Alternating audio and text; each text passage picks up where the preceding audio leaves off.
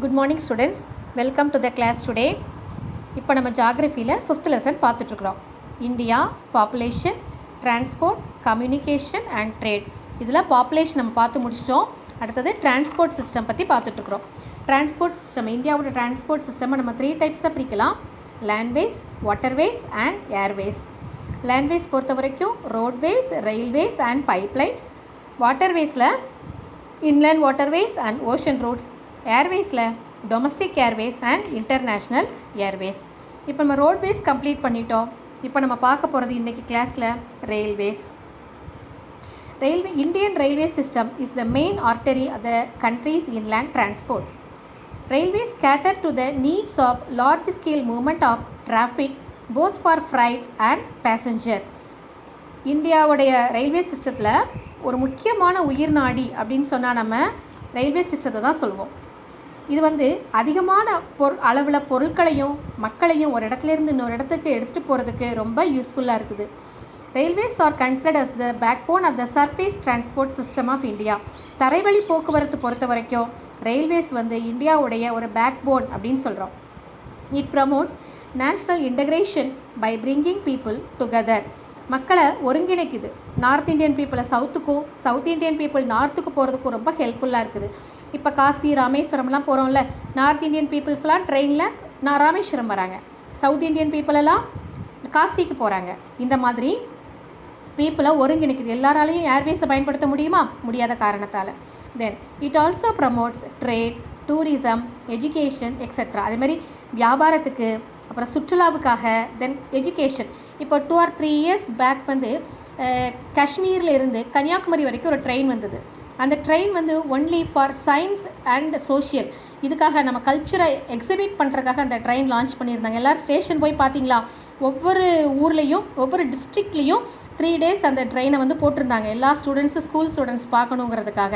இந்த மாதிரி education develop பண்ணுறதுக்கும் ரயில்வேஸ் ஹெல்ப்ஃபுல்லாக இருக்கிறாங்க. Then railways help in the commercialization of the agriculture sector by facilitating the quick movement of perishable goods. அதாவது சீக்கிரம் அழுகக்கூடிய பொருட்களை ஒரு இடத்துலேருந்து இன்னொரு இடத்துக்கு கொண்டு போகிறதுக்கு ரயில்வேஸு ஹெல்ப்ஃபுல்லாக இருக்குது. அதே மாதிரி இண்டஸ்ட்ரி செக்டார் பொறுத்த வரைக்கும் its role in transporting raw materials to industries and finished to the market is invaluable. அதே மாதிரி இண்டஸ்ட்ரி செக்டார் பொறுத்த வரைக்கும் ரா மெட்டீரியல்ஸை இண்டஸ்ட்ரீஸ்க்கு கொண்டு போகிறது, அதே மாதிரி இண்டஸ்ட்ரியில் ஃபினிஷ்டு ப்ராடக்ட்ஸை, அந்த அவுட்புட்டை மார்க்கெட் பிளேஸ்க்கு கொண்டு வரதுக்கோ இந்த ரயில்வேஸோட பங்கு ஒரு அளவிட முடியாத ஒரு விஷயத்தில் இருக்குது. Indian railways network is the largest in Asia. ஏஷியாவில் இந்தியன் ரயில்வேஸ் நெட்வொர்க்கு ரொம்ப பெரிய ஒரு வலைப்பின்னல்னு சொல்லலாம். And second largest in the வேர்ல்டில் செகண்ட் லார்ஜஸ்ட் லெவலில் ரயில்வேஸோட பங்கு இருக்குது. The length of Indian Railways network is of 2017. 2017 கணக்கெடுப்பபடி India ரயில்வேஸோட network எவ்வளோ இருக்குன்னா 67,368 கிலோமீட்டர் வித் 7,349 ரயில்வே ஸ்டேஷன்ஸ் இந்தியாவில் மொத்தம் இருக்குது. For operation and management the Indian railways is organised into 16 zones. நல்ல விதமாக அதை மேனேஜ் பண்ணுறதுக்காக இந்தியன் ரயில்வேஸை 17 ஜோன்ஸாக பிரிக்கிறாங்க. எதெல்லாம் அப்படின்னாக்கா, நார்தர்ன் ரயில்வே ஜோன்ஸ் சொல்கிறேன். நார்தர்ன் ரயில்வே அதனோட ஹெட் குவார்ட்டர்ஸ் எங்கே இருக்குதுன்னா நியூ டெல்லியில் இருக்குது. Next north western railway. ஒவ்வொரு ரயில்வேஸும் நீங்கள் பார்த்தீங்கன்னா கிளியராக தெரியும். இங்கே பாருங்கள், இந்த மேப்பில் பாருங்கள், புரியும். ஒவ்வொரு ஊரையும் அப்படியே நான் சொல்ல அப்படியே கை வச்சு பாருங்கள். Northern railway Delhi, north western railway Jaipur, north central railway Allahabad, north eastern railway Gorakhpur, north east frontier Guwahati, eastern railway Kolkata, east coast railway Bhubaneswar, east central railway Hajipur, west central railway Jabalpur, central railway Mumbai, western railway Mumbai, அது Churchgate 2 place. Then southern railway Chennai, south central railway Secunderabad, south eastern railway Kolkata, south western railway Hubli, south east central railway Bilaspur. Northern railway accounts for the largest route length followed by the western railways. Northern railways இருக்குது, அதுதான் ரொம்ப longest லென்த்தாக இருக்குது. Next western railways. On the basis of width of the track, இந்த Indian railways fall under 4 categories. அந்த ரயில் பாலம் அது அகலத்தை அடிப்படையை வச்சு 4 கேட்டகரியாக பிரிக்கிறாங்க. Broad gauge, metre gauge, narrow gauge and light gauge. Broad gauge அப்படிங்கிறது 1.676 மீட்டர்ஸ். மீட்டர் கேஜ் அப்படிங்கிறது 1 மீட்டர் இடைவெளியில் இருக்கும். நேரோ கேஜ் அப்படிங்கிறது 0.762 மீட்டர் அண்ட் லைட் கேஜ் அப்படிங்கிறது குறுகிய தூக்குப்பாதைன்னு சொல்லுவாங்க, 0.610 மீட்டர்ஸாக இருக்குது. இப்போ சமீப காலத்தில் இந்திய ரயில்வே துறையில் பல வளர்ச்சி திட்டங்கள் எடுத்துகிட்டே இருக்கிறாங்க. கொங்கன் ரயில்வேஸ், அப்புறம் மெட்ரோ ரயில்ஸு, இந்த மாதிரி அப்புறம் சபர்பன் ரயில்வேஸு, இதெல்லாம் நிறைய கொண்டு வராங்க. எதுக்காக அப்படின்னா நகர்ப்புறங்களில் உள்ள போக்குவரத்து நெரிசல் அப்புறம் கூட்ட நெரிசலை நீக்கிறதுக்காக. It is very helpful in avoiding traffic congestion and overcrowding in urban areas. இதில் ஒரு விஷயம், the first suburban railway was started in 1925 in Mumbai. முதல்ல இந்தியாவோட முதல் புறநகர் ரயில் போக்குவரத்து 1925 தொடங்குறாங்க. Chennai becomes the 6th Indian city with metro railway. Chennai இதில் 6வது பிளேஸில் இருக்குது. Gatiman express is the fastest operational train India. இந்தியாவில் ஃபாஸ்டஸ்ட் ட்ரெயின் அப்படின்னா கேத்திமேன் எக்ஸ்பிரஸ். இது எங்கேருந்து எங்கே வரைக்கும் போகுதுன்னா டெல்லியிலேருந்து ஆக்ரா வரைக்கும் போகுது. டோட்டலாக 160 கிலோமீட்டர்ஸை 1 ஹவரில் இது கடந்துடும். The train takes a travel time of 105 minutes to cover 200 kilometer of journey. இது 160 கிலோமீட்டர் வேகமாக போய் 2 நகரங்களுக்கு உள்ளான டிஸ்டன்ஸ் 200 கிலோமீட்டர்ஸ். அதை 105 நிமிஷத்தில் கடந்துருது. Next one, Konkan railways. Konkan Railways, one of the important achievements of Indian Railways has been construction of Konkan Railways in 1998. It connects Roha in Maharashtra to Mangaluru in Karnataka and the track measures 760 kilometers. Railway துறையோட முக்கியமான சாதனை அப்படின்னா அது கொங்கன் ரயில்வேன்னு சொல்லலாம். இது மகாராஷ்டிராவில் உள்ள ரோஹா அப்படிங்கிற இடத்துக்கும் கர்நாடகாவில் உள்ள மங்களூருக்கும் இடையில 760 கிலோமீட்டர்ஸை இது ஜாயின் பண்ணுது. It is considered as an engineering marvel. இது என்னன்னு சொல்கிறாங்க, ரயில்வே துறையோடைய பொறியியல் அதிசயம் அப்படின்னு சொல்கிறாங்க. என்ஜினியர் மார்வெல் எதை சொல்கிறாங்க? Konkan railways. On its routes, the railway crosses 146 rivers and streams, nearly 2000 bridges and 73 tunnels. இது டோட்டலாக இதனுடைய கடக்கக்கூடிய பாதை இருக்கு இல்லையா, அதில் 146 ஆறுகள், அப்புறம் சின்ன சின்ன ஓடைகள், அப்புறம் 2000 பாலங்கள், 73 சுரங்கப்பாதைகள், டனல்ஸ்னால் சுரங்கப்பாதைகள், இதெல்லாம் கடந்து போகுது. Asia's longest tunnel nearby 6.44 km long in this route. ஏஷியாவிலேயே ரொம்ப நீளமான ஒரு சுரங்கப்பாதை இது எவ்வளோ தூரத்துக்கு இருக்குதுன்னா 6.44 கிலோமீட்டர்ஸ்லி நீளத்துக்கு இருக்குது. அதை இந்த ரயில்வேஸ் கிராஸ் பண்ணுது. அப்புறம் மகாராஷ்டிரா, கோவா, கர்நாடகா இந்த 3 ஸ்டேட்டோட கூட்டு முயற்சியில் அமைக்கப்பட்ட சுரங்கப்பாதை இது. காஷ்மீர் பள்ளத்தாக்கில் இருக்கக்கூடிய குவாசிகன், அப்புறம் ஜம்முவில் இருக்கக்கூடிய பானிகால் இடையே இருக்கக்கூடிய ரயில் இருப்பு பாதை 2013ஆம் வருஷம் திறக்கப்படுது. இந்த ரயில் பாதை பீர்வாஞ்சல் மலைத்தொடர் வழியாக 112 கிலோமீட்டர் சுரங்கப்பாதையை கடந்து போகுது. நெக்ஸ்ட் ஒன், மெட்ரோ ரயில்வேஸ் இன் இந்தியா. இந்தியாவில் மெட்ரோ ரயில் போக்குவரத்து பற்றி பார்க்க போகிறோம். There are 8 cities with metro rail connectivity in India. இந்தியாவில் 8 பெரிய நகரங்களில் மெட்ரோ ரயில் சேவை வழங்கப்பட்டு இருக்குது. எதெல்லாம் அப்படின்னா தே ஆர் கொல்கத்தா வெஸ்ட் பெங்காலில், then Chennai Tamil Nadu, Delhi Bangalore Karnataka state, then Gurgaon Haryana, Mumbai Maharashtra, Jaipur Rajasthan and Cochin in Kerala. இந்த 8 மேஜர் சிட்டிஸில் மெட்ரோ ரயில்வே சேவை செஞ்சுக்கிட்டு இருக்கிறாங்க. இந்த metro in Kolkata is the first one in India. இந்தியாவில் ஃபஸ்ட்டு மெட்ரோ எங்கே வந்ததுன்னா கொல்கத்தாவில் தான். It is also called as mass rapid transit system, MRTSன்னு சொல்கிறோம். As of September 2018, India has 507 km of operational metro lines and 381 stations. இந்தியாவில் பொறுத்த வரைக்கும் 2018 கணக்கெடுப்பின்படி 507 கிலோமீட்டர் நீளத்துக்கு மெட்ரோ இருப்பு பாதைகள் இருக்குது. இது 381 ரயில் ஜங்ஷன்ஸோட கனெக்ட் பண்ணிகிட்ருக்குறாங்க. தென் பைப்லைன் டிரான்ஸ்போர்ட். பைப்லைன் டிரான்ஸ்போர்ட் அப்படின்னா குழாய் வழி போக்குவரத்து அப்படின்னு சொல்கிறோம். அதாவது கேஸ் எல்லாம் அனுப்புகிறாங்க இல்லையா, அதுதான் Pipelines provided a very convenient mode of transport to connect oil and natural gas fields, refineries and to the markets.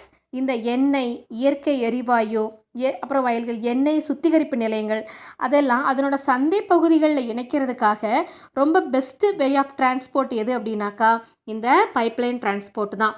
Now, solids can also be transported through a pipeline when converted into slurry.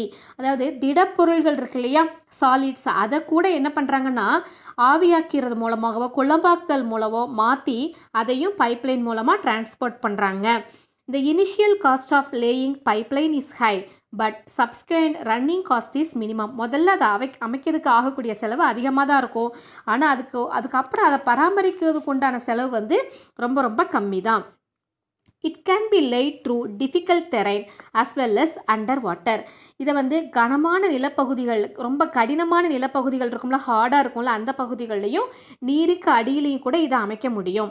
It ensures steady supply of goods and reduces the transshipment losses and delays. இது மூலமாக அதிகமான தடங்கள் இல்லாமல் குறைந்த செலவில் காலதாமதம் இல்லாமல் எல்லா பொருட்களையும் அந்த ஆவியாதல் மூலமாக சில பொருட்கள் வந்து வீணாயிட்ருக்கும் இல்லையா, இந்த மாதிரி எதுவுமே இல்லாமல் ஈஸியாக பொருட்களை ஒரு இடத்துல இன்னொரு இடத்துக்கு டிரான்ஸ்போர்ட் பண்ண முடியுது. Then oil fields in Upper Assam to Kanpur. அஸ்ஸாமில் உள்ள எண்ணெய் வயலில் இருந்து கான்பூர் வரைக்கும், குஜராத்தில் இருந்து சலாயா அப்படிங்கிற பகுதி வரைக்கும், அப்புறம் பஞ்சாபில் ஜலந்தர் வரைக்கும், குஜராத்தில் இருந்த ஹஜ்ரால இருந்து உத்தரப்பிரதேசில் உள்ள ஜெகதீஷ்பூர் வரைக்கும் இந்த குழாய்கள் மூலமாக நம்ம பொருட்களை என்ன செஞ்சிட்ருக்குறோம், அனுப்பிட்டுருக்குறோம். Next one, waterways. Waterways. A waterway is an important mode of transport for both passenger and cargo traffic in India. Waterways வந்து இந்தியாவில் பயணிகள் அப்புறம் சரக்கு போக்குவரத்துக்கு ஒரு முக்கியமான ஒரு டிரான்ஸ்போர்ட் அப்படின்னு நாம் சொல்கிறோம். It is the oldest and also the cheapest means of transport and most suitable for carrying heavy and bulky materials from one country to another. இது வந்து அதிகமான கனமான நிறைய சரக்குகளை ஒரு நாட்டில் இருந்து இன்னொரு நாட்டுக்கு கொண்டுட்டு போகிறதுக்கு இது யூஸ்ஃபுல்லான ஒரு டிரான்ஸ்போர்ட் நாம் சொல்கிறோம். It is a fuel efficient and eco friendly mode of transport. இது சுற்றுப்புறச்சூழல் பாதுகாப்பு, அதுக்கப்புறம் ரொம்ப குறைவான அளவில் எரிபொருள் செலவு இதுக்கு ஆகுது. இந்த water transport is of 2 types. Water டிரான்ஸ்போர்ட்டை ரெண்டாக பிரிக்கிறோம். First one is inland waterways, another one is ocean waterways. இப்போ first one inland waterways. Inland அந்த பேர்லேயே இருக்கிற மாதிரி உள்நாட்டுக்குள்ளேயே இருக்கக்கூடிய நீர்வழி போக்குவரத்துன்னு சொல்கிறோம். Inland waterways. India has an extensive network of inland waterways in the form of rivers, canals, lakes and backwaters. இந்தியாவில் உள்நாட்டு போக்குவரத்து வந்து ஆறுகள், கால்வாய்கள், அப்புறம் ஏரிகள், அப்புறம் காயல்னா அந்த கடல் பக்கத்தில் ஜாயின் ஆகும் இல்லையா, நல்ல நீர், அந்த ஆறு, ஏரி, குளமெல்லாம், அதை நம்ம காயல்னு சொல்லுவோம். இதை இப்படி ஒரு பயங்கரமான ஒரு நெட்வொர்க்கில் இந்தியாவுடைய இன்லேண்ட் வாட்டர்வேஸ் போயிட்டு இருக்குது. It depends upon the depth and width of the waterways and the continuity of the water flow. நீர்வழி போக்குவரத்து ஆழம், அகலம், அப்புறம் அதனோட நீரோட்டம் எந்த அளவுக்கு இருக்குது அதை பொறுத்து அதை வேரி பண்ணுறாங்க. The total navigable length of our country is 14,500 kilometers. நம்ம நாட்டில் நீர்வழி போக்குவரத்தோடைய மொத்த நீளம் எவ்வளவுனா 14,500 கிலோமீட்டர் தொலைவு இருக்குது.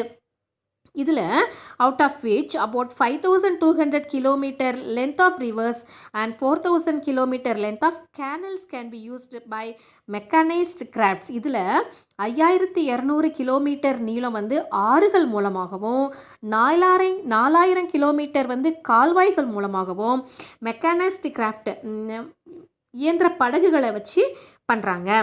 For the development and maintenance and regulation of national waterways in the country, the Inland Waterways Authority was set up in 1986. இதை வந்து இதனுடைய ஒழுங்குபடுத்துறதுக்காக, இந்த உள்நாட்டு போக்குவரத்து வளர்ச்சி பராமரிப்பு அதை ஒழுங்குபடுத்துறதுக்காக 1986 ஒரு அமைப்பு ஒரு அத்தாரிட்டி உருவாக்குறாங்க. இதுக்கு பேர் உள்நாட்டு நீர்வழி போக்குவரத்து ஆணையம் அப்படின்னு சொல்லிட்டு பேர், இன்லேண்ட் வாட்டர்வேஸ் அத்தாரிட்டி. இதை 3 டிவைட் பண்ணுறாங்க. First one national waterways 1, national waterways 2 and national waterways 3. இப்போ நேஷ்னல் வாட்டர்வேஸ் 1 அப்படிங்கும்போது it extends between Haldia and Allahabad. ஹால்டியாக்கும் அலகாபாத்துக்கும் இடையில இது எந்தெந்த ரிவர்ஸை ஜாயின் பண்ணுதுன்னா கங்கா, பாகிரதி அண்ட் ஹூக்லி, இந்த 3 ரிவரையும் இது ஜாயின் பண்ணுது. Second one national waterways 2. This waterway includes the stretch of the Brahmaputra river between Dhubri and Sadia at a distance of 891 kilometers. இது வந்து பிரம்மபுத்திரா ஆற்றில் தூப்ரி அப்புறம் சாடியா இந்த ரெண்டுக்கும் இடையில கிட்டத்தட்ட 291 கிலோமீட்டர் நீளத்துக்கு இது அமைச்சிருக்கிறாங்க. Third one, National Waterway 3. This waterway extends between Kollam and Kottapuram in the state of Kerala.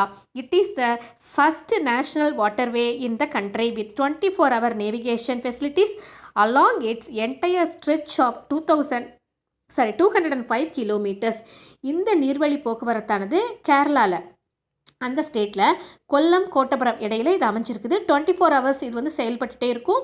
இது வந்து 205 கிலோமீட்டர்ஸ் தூரத்துக்கு போக்குவரத்து வசதியை அளிச்சிட்டு இருக்குது. இதுதான் இந்தியாவுடைய ஃபஸ்ட்டு தேசிய நீர்வழி போக்குவரத்துன்னு சொல்கிறோம். செகண்ட் ஒன் கடல் வழி போக்குவரத்து, ஓஷானிக் ரூட்ஸ். ஓஷானிக் ரூட்ஸ் அப்படிங்கும்போது oceanic routes play an important role in the transport sector of India's economy. இந்தியாவுடைய பொருளாதாரத்தில் முக்கியமான பங்கு அப்படின்னா இந்தியன் ஓஷானிக் ரூட்ஸ் மூலமாக நமக்கு கிடைக்குது. About 95% of India's foreign trade by volume and 70% by value moves through ocean routes. Next one, coastal shipping plays an important role in transport of bulk goods in India. வெயிட்டான அதிகமான பொருட்களை நம்ம கடல் வழி வாணிபம் மூலமாக ஈஸியாக நம்ம கொண்டு போயிட்டுருக்கோம். இது சிக்கனமான போக்குவரத்து கூட. Yes, shipping is not only the most economical mode of transport, it is also an environmental friendly mode also. இது வந்து கனரக பொருட்களை அதிக அளவிலான சரக்குகளை கையாளுறதுல கப்பல் போக்குவரத்து ரொம்ப முக்கியமான ஒன்று. சிக்கனம் மட்டும் இல்லாமல் சுற்றுச்சூழலுக்கும் பாதுகாப்பான ஒன்று. இந்த கடல்வழி போக்குவரத்து வந்து The sea and oceanic routes are mainly used for international trade. அதிகமாக மற்ற நாடுகளோட வியாபாரம் செய்கிறதுக்கு இது பயன்படுது. And are connected through ports, துறைமுகங்கள் மூலமாக இது கனெக்ட் பண்ணியிருக்கிறாங்க. There are 13 major and 200 minor or intermediate ports in India. இந்தியாவில் பொறுத்த வரைக்கும் 13 பெரிய துறைமுகங்கள், அப்புறம் 200 நடுத்தர, அப்புறம் சிறிய துறைமுகங்கள் இருக்குது. The major ports are administered by the central government and the minor ports are managed and administered by the various state governments. First ஒரு 13 மேஜர்னு சொன்னோம் இல்லையா, அதையெல்லாம் சென்ட்ரல் கவர்மெண்ட் மேனேஜ் பண்ணுறாங்க. மீதி இருக்கக்கூடிய 200 மைனர் போர்ட்ஸை அந்தந்த ஸ்டேட் கவர்மெண்ட்ஸ் அதை மேனேஜ் பண்ணுறாங்க. இந்த மேஜர் போர்ட்ஸ் அந்த ஈஸ்ட் கோஸ்ட்டில் எந்தெந்த மேஜர் போர்ட்ஸ் எல்லாம் இருக்குதுன்னா கொல்கத்தா, இதில் including Haldia dock, then Paradip, Visakhapatnam, Chennai, Ennore and Thoothukudi, இதெல்லாம் மேஜர் போர்ட்ஸ் எந்த கோஸ்ட்டில் இருக்குது? East coast. Then major ports அந்த வெஸ்ட் கோஸ்ட், மேற்கு துறைமுகங்களில் மேற்கு கடற்கரை பகுதி துறைமுகங்கள் இதெல்லாம் அப்படின்னா காண்ட்லா, மும்பை, நவசேவா, இதுக்கு பேர் ஜவஹர்லால் நேரு போர்ட்னு பேர், then new Mangalore and Marmagao and Cochin, இதெல்லாம் வெஸ்ட் கோஸ்ட்டில் இருக்கக்கூடிய பெரிய துறைமுகங்கள். India has 4 major shipyards. இந்தியாவில் 4 பெரிய கப்பல் கட்டக்கூடிய தளங்கள் இருக்குது. எதெல்லாம் அப்படின்னா ஹிந்துஸ்தான் ஷிப்யார்டு, இது வந்து விசாகப்பட்டினத்தில் இருக்குது. Then garden reach workshop, இது கொல்கத்தாவில் இருக்குது. தென் மசாகான் டாக், இது மும்பையில். Then Kochi shipyard is in Cochin. இந்த 4 ஃபேமஸ். எதெல்லாம் சொன்னேன்? Hindustan shipyard, garden reach workshop, Mazagon and Cochin, இந்த 4 ஃபேமஸான ஒன்று. India is the second largest ship owning country in Asia and ranks 16th in the world. இந்தியா வந்து கப்பல் கட்டுற தொழிலில் ஏஷியாவில் செகண்ட் பிளேஸ்லையும் உலக அளவில் வேர்ல்டு லெவலில் 16th பிளேஸ்லையும் இருக்குது. நெக்ஸ்ட் நம்ம பார்க்க போகிறது air transport. Airways are the quickest, costliest, most modern and comfortable means of transport. Air transport facilitates connectivity on a national, regional and international scale. It has made accessibility easier by connecting difficult terrains like high mountains and sandy deserts. It carries passengers, freight and mail. Air transport plays a key role in times of emergency as well as in the event of natural and man-made calamities like floods, epidemics and wars. Airways வந்து ஒரு ஃபாஸ்ட்டாக காஸ்ட்லியான, most modern and comfortable, வசதியான ஒரு டிரான்ஸ்போர்ட்னு சொல்கிறோம். National, regional, international லெவலில் connect பண்ணுறாங்க. Accessibility easier by, எந்தெந்த இடங்கள் நம்மளால் மனுஷங்கள் போக முடியாத ஹை மவுண்டைன்ஸ், சாண்டி டெசர்ட்ஸ், இதையும் இது கனெக்ட் பண்ணுது. இட் கேரிஸ், எதெல்லாம் இது எடுத்துகிட்டு போகுது அப்படின்னா நம்ம மக்கள் போய்க்க முடியும். ஃப்ரைட், சரக்குகள், அப்புறம் mails, letters. Air transport plays a key role in times of emergency. Emergency பீரியடில் நேச்சுரலாகவோ மேன்மேடாவோ சில கலாமிட்டிஸ் நமக்கு வருது இல்லையா. நேச்சுரல்னால் சொல்லும் போது ஃப்ளட்டு, எபிடிமிக்ஸு. மேன்மேட் கலாமிட்டிஸ்னால் வார், நம்ம நாடுகளுக்கு இடையிலே போர். இந்த மாதிரி சமயங்களில் ஏர்வேஸ் மூலமாக நிறைய ஹெல்ப் நம்ம வந்து மக்களுக்கு பண்ண முடியும். Then, air transport in India made a beginning on 18th February 1918 when Henry Pickett carried a mail from Allahabad to Naini. Henri Pequet அப்படிங்கிறவர் 18th February அன்னைக்கு அலகாபாத்லேருந்து நெய்னி அப்படிங்கிற இடத்துக்கு மெயில் ஒன்று அனுப்புகிறாரு, ஒரு லெட்டர் பார்சல் அனுப்புகிறாரு. இதுதான் ஃபஸ்ட்டு ஏர்வேஸ் மூலமாக நம்ம மெயில் அனுப்பினது. In 1953 8 different airlines which were operation in the country were nationalised. 1953ல் நிறைய வந்து நேஷ்னலைஸ் பண்ணுறாங்க. அடுத்தது domestic airways. Domestic airways fly within the boundaries of a country and international airways connect major cities of the world. Domestic airways வந்து நம்ம கண்ட்ரிக்குள்ளதை connect பண்ணுது. International வந்து other countries வேர்ல்டோட நம்ம கனெக்ட் பண்ணுறோம் எல்லாமே. தென் the Indian Airlines and Air India are the two airline services run by a government. Indian airlines, air India ரெண்டையும் Indian government run பண்ணுறாங்க. அதில் இந்தியன் ஏர்லைன்ஸ் வந்து டொமஸ்டிக் சர்வீசஸையும் ஏர் இண்டியா இன்டர்நேஷ்னல் சர்வீசஸையும் பண்ணுறாங்க. இதில் 19 distinct international airports available in the country. டோட்டலாக 19 services இந்தியாவில் பண்ணிகிட்ருக்குறாங்க. எதெல்லாம் அப்படின்னா நேதாஜி சுபாஷ் Chandrabose international airport, that is in Kolkata. Chennai international airport is in Chennai.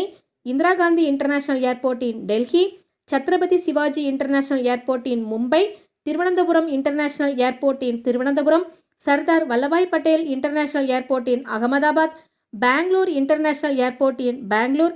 Rajiv Gandhi international airport in Hyderabad. இதெல்லாம் மேஜர் ஏர்போர்ட்ஸு. இது போக besides this there are about 80 domestic airports and about 25 civil enclaves in at defence airfields. இது மட்டும் இல்லாமல் இந்தியாவில் வந்து 80 டொமஸ்டிக் ஏர்போர்ட்ஸ் இருக்குது, உள்நாட்டு விமான நிலையங்கள். இது வந்து பாதுகாப்பு துறையில் கீழே வந்து 25 சிவில் விமான நிலையங்களும் நம்ம நாட்டில் நடந்துகிட்டு இருக்குது. Next one, Pawan Hans helicopter limited. Pawan Hans helicopter limited. இது வந்து Pawan Hans helicopter limited has been providing helicopter support services to the petroleum sector including ONGC and Oil India Limited. இவங்க வந்து பெட்ரோலியம் செக்டாருக்கும் ஓஎன்ஜிசிக்கும் ஹெல்ப் பண்ணுறாங்க. It is a public sector company based in new Delhi. இது new டெல்லியில் இருக்கக்கூடிய ஒரு public sector company. Its operations are based at the Juhu aerodrome in Vile Parle, Mumbai. இந்த இடத்துல ஜுஹு ஏரோட்ராம் அந்த இடத்துல வச்சு இதனுடைய சர்வீசஸ் எல்லாம் பண்ணுறாங்க. Pawan Hans is a mini Ratna 1 category public sector undertaking. It often provides services to various state governments in India, particularly North India, inter-island ferry services in Andaman and Nicobar Islands, services to Lakshadweep Islands, etc. இந்த நிறுவனம் என்ன பண்ணுது அப்படின்னாக்கா, பல்வேறு இந்திய அரசுகளுக்கு, மாநில அரசுகளுக்கு, குறிப்பாக வடகிழக்கு இந்திய மாநிலங்களுக்கு இடையில் உள்ள தீவுகளுக்கு தன்னுடைய சர்வீசஸை ஸ்பான்சர் பண்ணுது. இது மட்டும் இல்லாமல் அந்தமான் நிக்கோபார் ஐலண்ட்ஸு, அப்புறம் லக்ஷதீப் ஐலண்ட்ஸ், இந்த ஐலண்ட்ஸுக்கும் தன்னுடைய பயண படகு சேவையை இது ப்ரொவைட் பண்ணிகிட்டு இருக்குது. ஓகே ஸ்டூடெண்ட்ஸ், இன்றைக்கி நாம் வாட்டர்வேஸ் ஏர்வேஸ் ஃபுல்லாக கம்ப்ளீட் பண்ணியிருக்கிறோம். இதை தரவாக படிங்க. நெக்ஸ்ட் கிளாஸில் நாம் கம்யூனிகேஷன்ஸும் ட்ரேடும் பார்க்கலாம். ஓகேவா? Thank you students.